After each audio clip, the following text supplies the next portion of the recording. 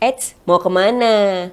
Jangan buru-buru. Sini, konfirmasi dulu. Pas banget saya mau mengkonfirmasi hal yang pasti membuat semuanya tertarik mengenai JJLS. Sudah bersama dengan saya, apa kabar Ibu Ana, Ibu Kadis? Alhamdulillah, baik, sehat. Ini langsung mau saya konfirmasi loh, ya. ini Bu Kadis ya. Secara umum sebenarnya proses pembangunan dari JJLS ini saat ini apa kabar Bu? Sampai di mana? Baik Mbak, jadi JJLS kalau kita panjangin dulu ya, Oh iya. jalur jalan lintas selatan. Benar. JJLS ini membentang dari ujung timur di Gunung Kidul sampai ke barat di Kulon Progo. Nah JJLS sekarang progresnya bahwa sudah terbangun jembatan Kretek 2. Yang lagi viral ya Bu? Ya, iya betul, yang ada bisa kadang kalau sekarang karena mungkin masih sepi ya, kalau malam bisa untuk foto karena dekat Luku, simbolnya kan ada gambarnya Luku menarik itu. sekali. Tapi sebenarnya nanti nggak boleh ya kalau berhenti di tengah jalan karena berbahaya. Ini abis ini kita bahas. Kok nggak boleh nih kita bikin konten di situ. Jadi kalau perkembangannya sampai mana tadi Bu? Jembatan Kretek 2 sudah terbangun. Itu dimulai tahun 2021 sampai Januari 2023 kemarin selesai. Nah, kemudian selain itu ada pembangunan jalan baru namanya ruas jalan saya baca dulu ya Mbak. Boleh dong Bu. Pelanjan, ruasnya Pelanjan Baron Tepus. Jadi dari Pelanjan menuju Baron, kemudian menuju Tepus. Ini kira-kira sepanjang 9,7 km. Ini jalan baru. Itu sudah dimulai dari tahun 2021 sampai 2022 kemarin sudah terbangun. Kemudian ada jalan baru yang tahap 1, Tepus Jeruk Udel. Tepus Jeruk Udel, semua ada di Gunung Kidul semua. Tepus Jeruk Udel. Ini baru tahap 1, dimulai di tahun 2020 sampai 2022 kemarin sepanjang kira-kira 6 kilo. Kemudian yang saat ini sedang berlangsung, kan tadi Tepus Jeruk Udel baru tahap 1. Yang tahap 2 tahun ini sedang berproses. Ini kira-kira di April kemarin baru mencapai 67%. 67%. Iya. Oh ya cukup ini ya, progresnya kencang juga untuk dari April sampai sekarang, kemudian sudah lebih dari 50% ya. Wow, luar biasa. Kalau untuk yang jalan yang sebelumnya yang sudah terbangun tadi beberapa disebutkan itu semuanya on time, Bu? Sudah terbangun. Iya, artinya sesuai dengan target kan diawali Januari 2021 dan itu kan masa pandemi, maksud saya seperti itu. Tantangannya itu kan luar biasa ya. Benar. Nanti tiba-tiba harus jaga jarak, nanti tiba-tiba harus menyesuaikan, belum lagi kalau ada tukangnya atau pegawainya kena COVID, makanya berarti itu kan harus istirahat dulu. Betul, nggak mungkin juga dipaksakan. Iya, nah, sementara dengan tantangan seperti itu bisa selesai dengan tepat waktu gitu ya. Alhamdulillah. Luar biasa. Memang kalau niatnya udah demi bangsa dan negara dan wilayah tercinta ini selalu ada jalan ya Bu ya, si JJLS ini. Nah, ini kan juga jalan kalau dilihat di Instagram ini lagi viral banget Bu. Entah yang berfoto tadi di jembatan, ada juga yang bikin story, bikin konten karena jalannya memang masih sepi dan indah sekali kan pemandangannya. Sebenarnya tapi kan belum tahu ujung barat timurnya itu di mana sih? Iya. Jadi kalau ujung timurnya memang di Gunung Kidul itu di Duet. Namanya kelurahannya Duet, Kapanewon Wonosari, Kabupaten Gunung Kidul. Itu yang di timur. Kemudian kalau yang di barat itu di Sindutan. Sindutan, Kapanewon, Temon. Oh, Temon maksudnya sudah ya. Iya. Kulon Progo, iya. Sepanjang JJLS ini sepanjang 116 km. 116 kilometer. Luar biasa. Dan tujuannya tentu JJLS ini baik ya Bu ya. Tujuannya ini yang terutama apa saja sih Bu? Kenapa dibangun jalan ini gitu? Jadi JJLS ini saya cerita awalnya dulu ya Mbak ya. Jadi JJLS ini kan sebenarnya kesepakatan antar wilayah. Karena di Jawa Tengah, Jawa Timur, Jawa Barat juga ada JJLS ini. Nah, kesepakatannya adalah bahwa daerah ini yang untuk pembebasan lahannya, pengadaan lahannya. Kemudian yang membangun jalannya ini dari Kementerian PUPR. Nah, kemudian JJLS ini tentunya adalah untuk menghubungkan di sisi selatan daerah. Kan itu melintas di sepanjang pantai, Nah itu kemudian untuk meningkatkan ekonomi masyarakat terutama yang di sisi selatan. Kemudian selain itu juga agar konektivitas antara wilayah selatan, kemudian di daerah DIY, kemudian di Jawa Tengah itu tersambung melalui JJLS sebagai alternatif. Selain kan selama ini biasanya kita lewatnya mungkin Solo itu Prambanan masuk kota Jogja, itu yang di sisi utara. Nah kalau ini kita sediakan juga alternatif yang di sisi selatan. Ini seperti juga visi dan misi dari Bapak Gubernur ya untuk memajukan daerah selatan itu kan menjadi visi pembangunan beliau ya.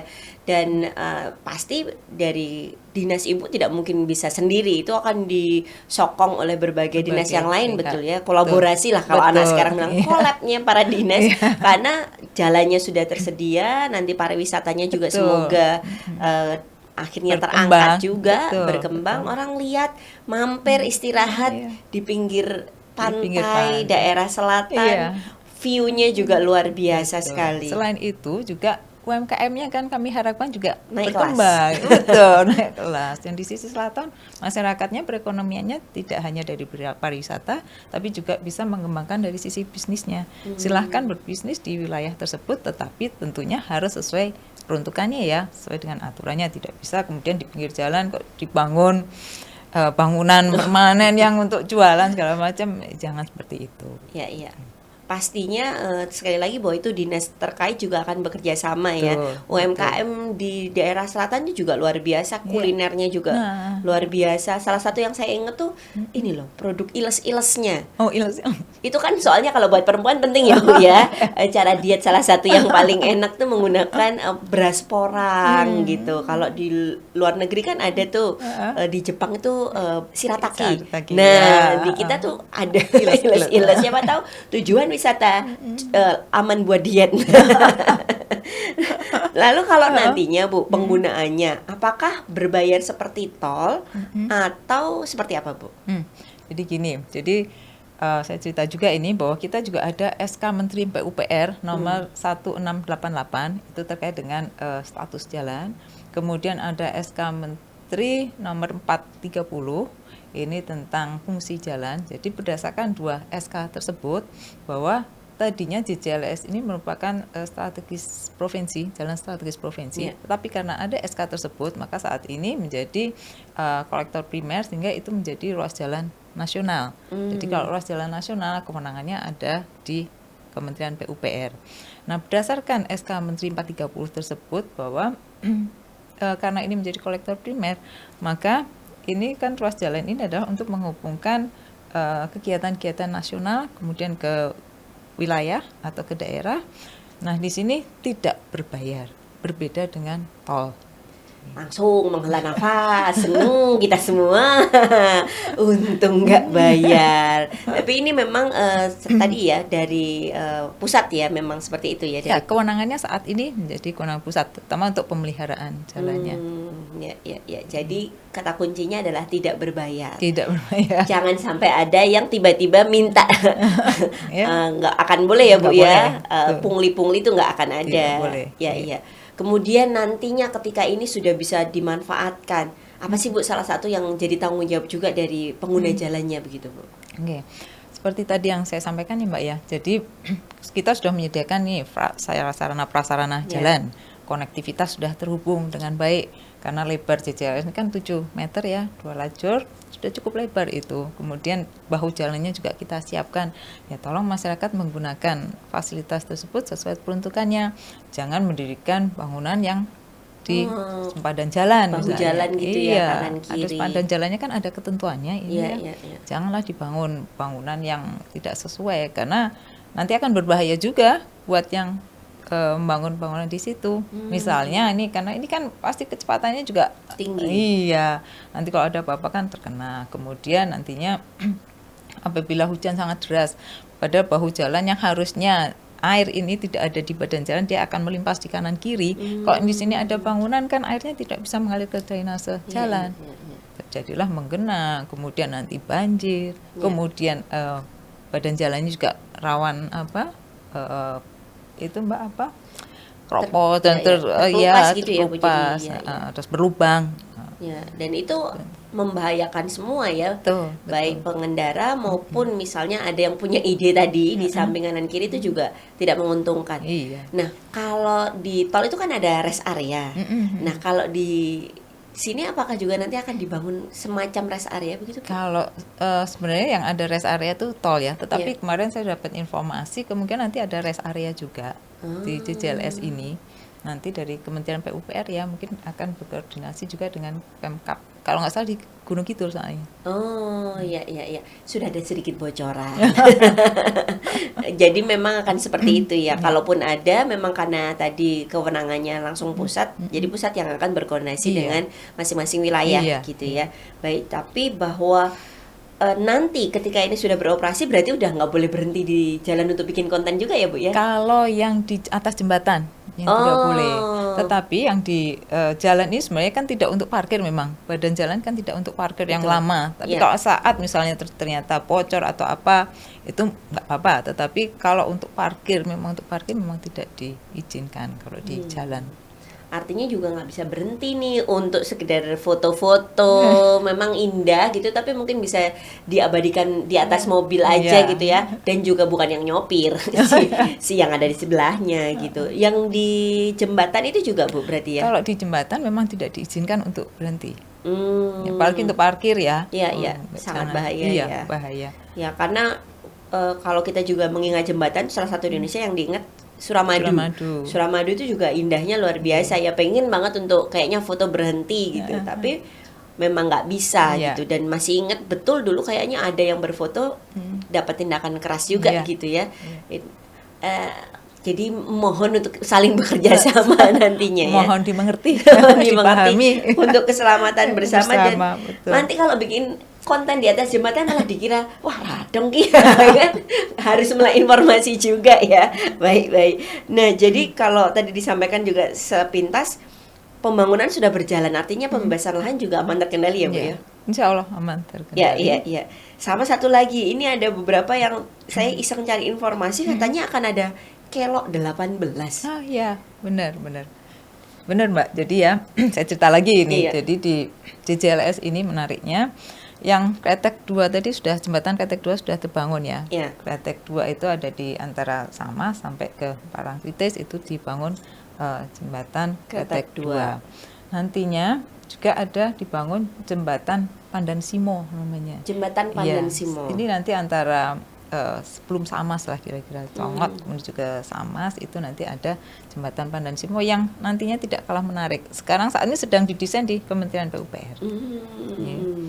Tidak kalah menarik dengan Kretek 2. Ya, tapi ya tidak boleh foto di atasnya nantinya. Nah, kemudian yang menarik lagi bahwa ada tadi seperti yang Mbak Tako sampaikan, ada rencana pembangunan Kelok 18. Kelok 18 ini menghubungkan antara Bantul sampai ke Gunung Kidul. Jadi persisnya dari Parangtritis atau Kretek itu menuju ke Girijati.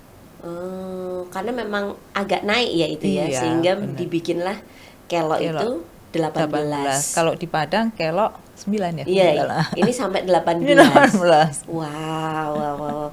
Itu tadi sekali lagi di Bantul menuju ke Wonosari ya. Gunung Kidul. Betul.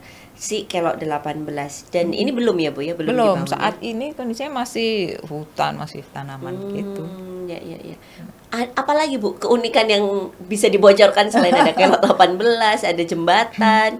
Ya, yang Kelok 18 ini tentunya nanti harapannya begitu ini terbangun, sekitarnya kan juga akan ekonomi sekitar, masyarakat sekitar pasti diharapkan meningkat juga. Nanti monggo, karena di daerah situ kalau nggak salah kan juga ada tempat wisata gua Jepang segala macam ya. Dan pasti nanti dari wisata, pasti dari Pemkabnya juga pasti akan mengembangkan wisata di kawasan tersebut. Ya. Jadi peluang lagi. Karena memang jembatan ini salah satu yang jalan ini dan juga jembatan itu salah satu yang kuncian ekonomi juga ya Bu ya, ketika jalannya bagus, bagaimana barang itu bisa diantar dengan cepat gitu, itu tidak terkena macet, itu akan kemudian waktu tempuh menjadi lebih singkat, otomatis BOK, biaya operasional kendaraan akan bisa ditekan. Iya. ujung-ujungnya harganya pun bisa lebih terjangkau gitu ya. Mudah-mudahan gitu ya. Amin, amin, amin. Nah, sebelum kita menutup obrolan kita, satu lagi Bu, agak miring sedikit kita selain ke JJLS tentang tol. Nah, soalnya ini juga banyak diperbincangkan juga kemarin waktu Lebaran salah satunya itu juga sudah sempat dibuka. Kemudian juga di nanti nih, wah nanti kalau udah ada tolnya Jogja wis lebih cepat, itu udah di obrolan waktu Lebaran Bu. Begitu ketemu saudara semuanya ngomongin itu. Lewat mana? Lewat tol. Betul. Nah, sekarang ini sampai mana Bu Jogja Solo ini Bu? Ya, jadi Jogja Solo ini dari Solo sampai ke Jogja, masuk di Jogja ini kira-kira daerah Prambanan, daerah Taman Martani wilayahnya namanya. Kemudian ini saat ini kan kalau tol ini memang kewenangan pemerintah pusat keseluruhan. Saat ini kalau nggak salah masih pengadaan lahan untuk yang di Jogja ya Mbak ya, masih proses pengadaan lahan. Ya. Dan untuk tolnya tadi exitnya di mana Bu? Oke, jadi exitnya yang di DIY. Ini yang pertama masuk di DIY, kemudian exit pertama itu adalah di Simpang Susun Purwomartani. Kira-kira Purwomartani. Jadi kira-kira di sekitar depan RS Panti Rini. Oh, iya daerah sana ya. Nah, dari ini saya juga agak menggilok sedikit ceritanya. Dari Simpang Tol Purwomartani itu, kemudian ada exit tolnya juga yang menuju ke ruas jalan Prambanan Piungan. Itu namanya ruas daerah Bokoharjo. Bokoharjo, kemudian ketemu di ruas jalan Prambanan Piungan yang di situ kan sudah tempat wisata cukup banyak ya. Ada Candi Ijo dan macam-macam menuju Breksi. Nah, dari exit yang di Bokoharjo ini ke depan juga kita membangun ruas jalan Prambanan Gading. Jadi dari Prambanan tersebut bisa Gading itu Gunung Kidul. Sehingga bisa menjadi alternatif, masyarakat tidak perlu lewat yang saat ini kan biasanya kalau mau ke Wonosari kan lewat Piungan. Betul. Piungan yang jalannya naik, kemudian berkelok-kelok, kemudian masih kadang rawan longsor kan di daerah sana. Nah, kita memberi alternatif lain, yaitu ruas jalan Prambanan Gayam Harjo Gading, karena ini melewati dua wilayah, Sleman dan Gunung Kidul. Saat ini yang di wilayah Gunung Kidul, yang Gayam Harjo sampai ke Gading, Gayam Harjo itu Sleman, Gading ini Gunung Kidul, ini sudah dibangun Mbak. Sudah dibangun, dan insya Allah tahun ini yang di wilayah Gunung Kidul sudah selesai terbangun. Hanya nanti yang dari Prambanan ini sampai ke Gayam Harjo, ini kita akan dibantu oleh Kementerian PUPR juga, karena cukup panjang. Ini totalnya dari Prambanan sampai Gading ini 28 kilo. Wow, cuma dari Prambanan sampai ke Gading itu aja. Dari Gading ini nanti kalau diteruskan bisa ke mana Wonogiri Pacitan, nanti jalannya sudah Jawa cukup Timur bagus. Iya. Nah, yang di Prambanan Gayam Harjo ini yang tadi kita minta bantuan dari Kementerian PUPR, bagian dari Kementerian PUPR kira-kira 4,7 kilo, dan sisanya kami nanti dari dana keistimewaan. Tetapi yang di wilayah Gunung Kidul sudah terbangun, insya Allah tahun ini selesai. Wow, itu sudah terbangun.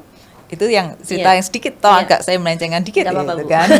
Tadi udah pakai sen belok kanan, sekarang kita kembali lagi ke Simpang Susun Purwomartani. Dari Simpang Susun Purwomartani exit pump on off-nya itu nanti ada di Maguwoharjo ya. Kemudian ada di sekitar UPN. Ya. Itu kemudian ada di Monjali dan Trihanggo. Trihanggo. Oh, Trihanggo. Ya, kemudian yang ini yang menuju ke Bawen ini ada di Banyurejo. Yang ke arah Bawen ya. Iya. Kalau yang ke arah atau Kulon Progo masih dalam proses. Karena itu juga salah satu yang ditunggu-tunggu untuk memudahkan akses menuju ke bandara juga. Betul. Ya. Tapi artinya bisa dibayangkan ini bahwa akses Yogyakarta itu akan semakin mudah dijangkau dari sisi manapun. Dan peluang lagi-lagi juga semakin terbuka dari sisi manapun. Betul. Bagaimana kita bisa memanfaatkan itu ya. Ya UMKM, ya pariwisata, semuanya. Semua hal bisa dimanfaatkan, tapi sekali lagi tentu dengan bijaksana juga mengikuti aturan. Kalau ngikut aturan tuh malah penak kok. Mesti ada fasilitasnya juga. Ini yang saya kagum adalah ibu ini perempuan tetapi begitu banyak yang dipikirkan, begitu banyak yang dihandle. Ini luar biasa. Nggak ada doa lain selain sehat sehingga bisa melakukan pekerjaan-pekerjaan ini sesuai dengan yang direncanakan, begitu ya Bu, diberikan kelancaran, kemudahan. Amin. Namun sekali lagi Bu, mungkin setelah nanti dari JCLS kemudian tol ini sudah terbangun dengan sempurna dan akhirnya nanti bisa dimanfaatkan, harapan Ibu apa untuk masyarakat yang ada di Jogja maupun masyarakat yang di luar yang nanti memanfaatkan dan masuk ke daerah Yogyakarta? Jadi kita membangun Sarpras ini terutama untuk aksesibilitas jalan, ada tol, kemudian ada JCLS. Kami berharap bahwa ruas jalan ini nanti bermanfaat bagi masyarakat, terutama masyarakat DIY, bisa meningkatkan ekonomi masyarakat, mempermudah aksesibilitas, membawa barang, jasa ke tempat lain itu dengan mudah, dengan nyaman, aman. Kemudian yang berikutnya, saya juga berharap atau kami berharap masyarakat menggunakan fasilitas Sarpras yang sudah dibangun oleh pemerintah ini dengan baik dan sesuai peruntukannya. Itu saja. Karena peruntukannya kan ada sebenarnya aturannya, tidak boleh A, B, C, D, itu ada. Misalnya tadi jangan parkir di sembarang tempat. Tempat parkir pasti sudah disediakan. Kemudian kalau membangun bangunan ya jangan menutup drainase jalan, karena begitu drainase jalan tutup, air yang ada di permukaan jalan melimpasnya nggak bisa ke kanan kiri ke drainase, pasti akan merusak Sarpras yang sudah dibangun. Efeknya itu kemana-mana. Betul. Nanti yang nggak nyaman juga masyarakat juga yang melewati ruas jalan tersebut. Siap. Aduh, terima kasih banyak ngobrolnya Ibu Ana, waktunya luar biasa. Pokoknya lancar, saya pokoknya dari tadi kagum banget di balik sosok perempuan cantik, halus. Ini sebenarnya leader yang luar biasa, ngurusin jalan-jalan yang luar biasa. Terima kasih untuk ngobrol hari ini. Sukses dan sehat terus untuk Ibu. Terima kasih juga sudah menyaksikan Konfirmasi. Terjawab kan? Makanya sekali lagi, apa-apa itu jangan buru-buru, konfirmasi dulu. Sampai ketemu lagi.